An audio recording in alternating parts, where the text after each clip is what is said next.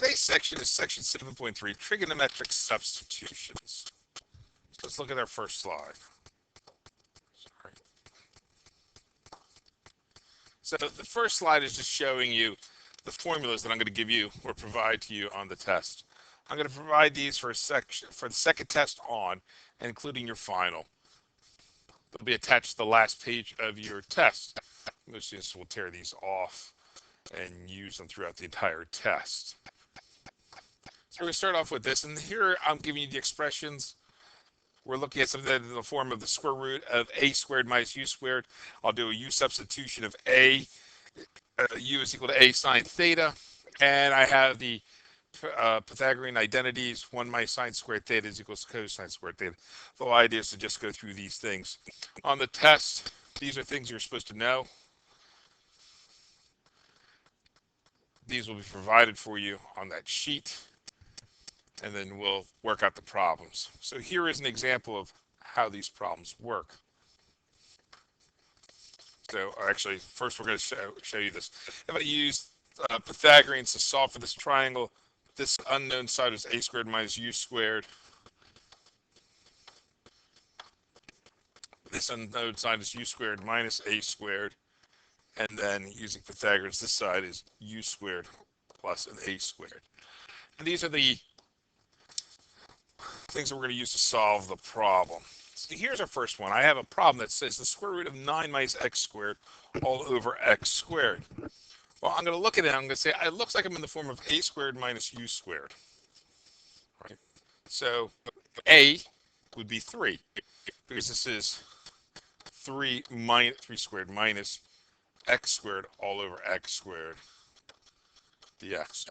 We don't want to keep this problem in terms of x. We're going to change it. We're going to have it in terms of thetas. So we say x is equal to 3 sine theta, because u is equal to x. So if I have x equals 3 sine theta, I could take the derivative, and I get dx is equal to 3 cosine theta d theta. I care about that because, as you can see here, I have a dx, which I could substitute for. I know that x is equal to this, so I can substitute both my x's here. So I can do a strict substitution.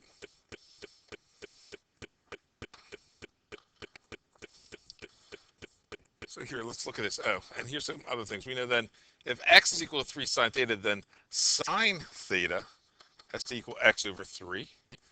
I could draw a right triangle. I didn't care about this right triangle.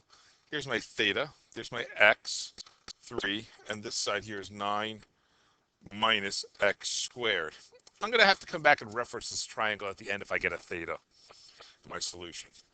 So now I'm going to rewrite this problem. Instead of 9 minus x squared, I'm going to put my 9 minus, by substitution, 3 sine theta, quantity squared. There's a square root of that. For the x squared in the denominator, I'm going to replace it with 3 sine theta. And I'm going to square that. Instead of a dx, I'm going to replace that with 3 cosine theta d theta. So now my entire problem has nothing but thetas. There's not a single x in there. I'm going to square everything. I get a 9 minus 9 sine squared theta. Take the square root of that.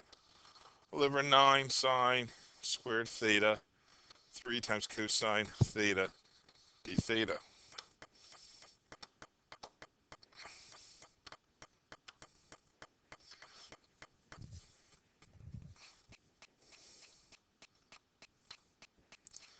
So here we go. I'm going to expand my page a little more if I can.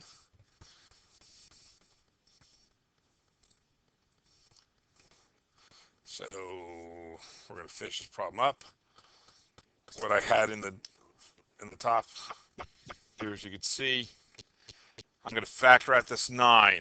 I have a 9 here and a 9 here. I could add out, making 9 times 1 minus sine squared of theta, and 9 is a perfect square, so I end up with a 3.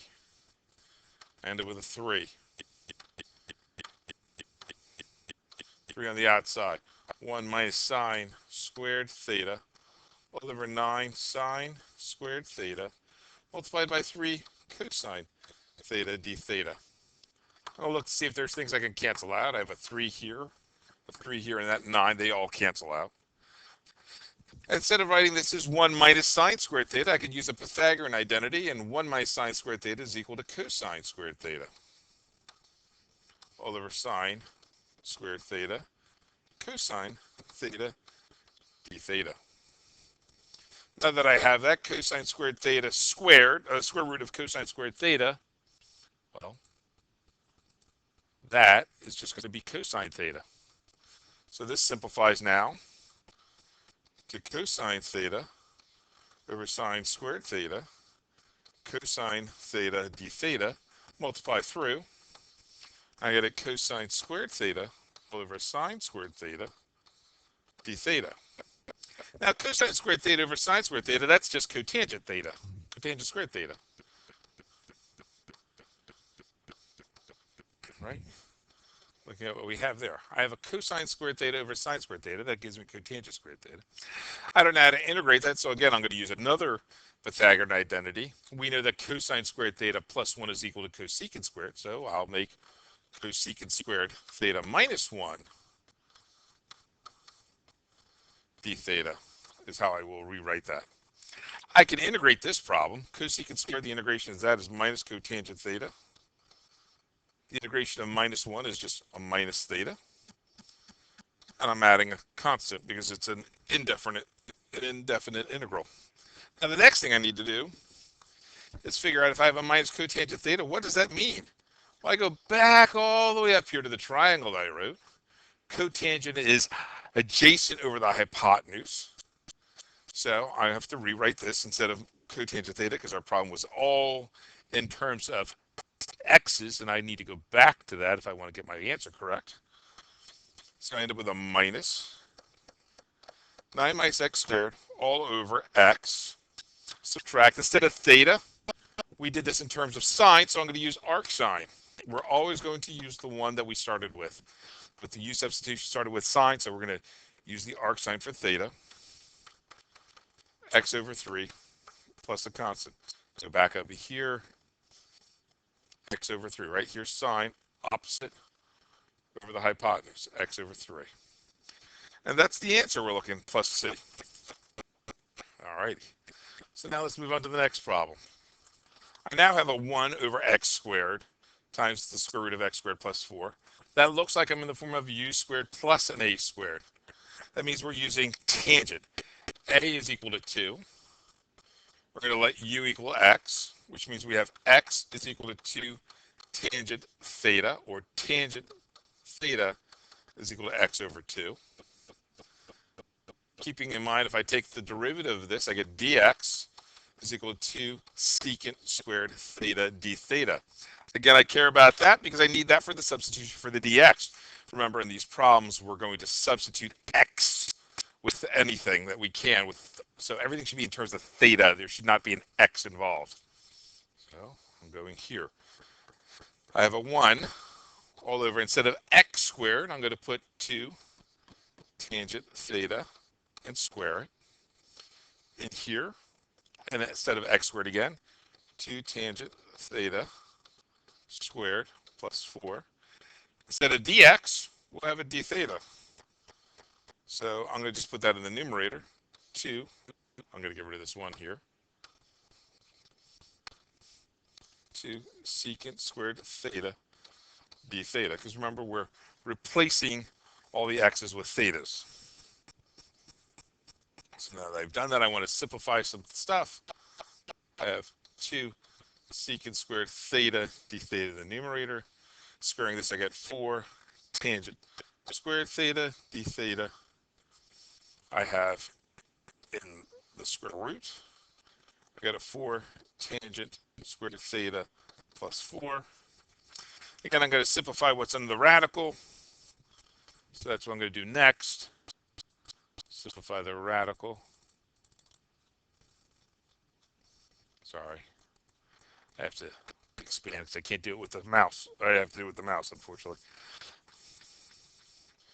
So the numerator, right? I still have a 2 secant squared theta. I have a 4 tangent squared theta here. I have this 4 and 4 that I'm sharing here that I could factor out. That's going to come out as a multiply by 2 tangent squared theta plus 1. That can now get simplified. By the way, I have a 2 here and a 2 here I can cancel out. So I end up with a secant squared theta all over 4 tangent squared theta. Instead of tangent squared theta plus 1, I'm just going to write that as secant squared theta.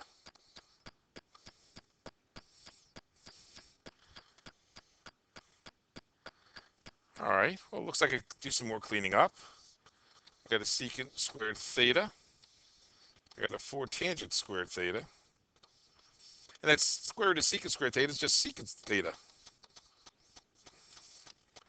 I seem to have lost my d thetas along the way. I'm going to go put them back in. So that I have that, I clear up some more stuff.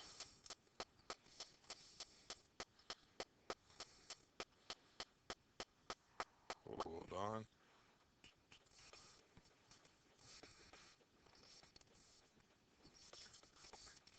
I need to look at something real quick. Give me a second here. All right. Let me bring out the 1/4. I still have a secant squared theta and a secant theta. Right? I have a secant squared theta and a secant theta, so I can cancel one of those out. Then I have a tangent squared theta, and that's all d theta. Well, I need to figure out how to work this problem because I have a secant over tangent squared theta. Well, I can rewrite that again one more time. I have a secant theta.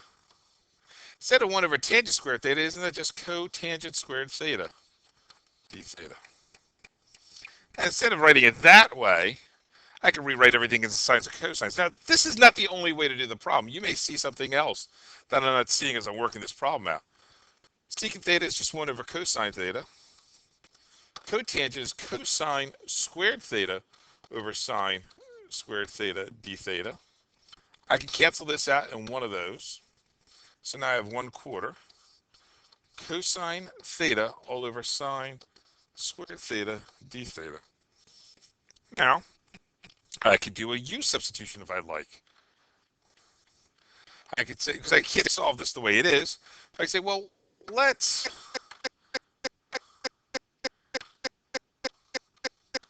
let u equal sine theta, because I have that in the denominator. Then du would equal cosine theta d theta. And I have that. Here's my cosine theta, there's my d theta. So now I have 1/4 1 over u squared du.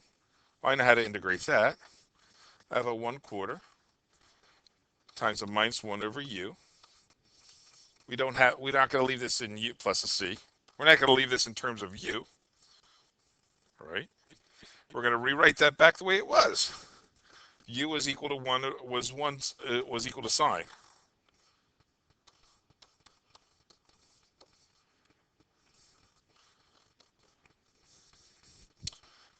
And instead of writing 1 over sine theta, why don't we just write it as 1 over cosecant? Let me just write it cosecant theta plus c. Going back up to my triangle, I can find out if I have a cosecant theta, what would it be? Oh, I didn't write my triangle, so here's my triangle. Well, we'll just write it at the bottom since I'm already down there. I could reference it here. This is my theta. This would be x squared plus 4. This would be x, and that would be 2. So in that case, a cosecant theta would end up being x squared plus 4 all over x plus a c. And that's how we would do this problem. These problems do get long, and you will probably be a good idea to get a highlighter. Highlighters will help you out a lot on these problems because then you could keep track of what you're doing and where the parts are. So here we go. Now we're going to look at this problem. In this problem, I have a x squared minus 9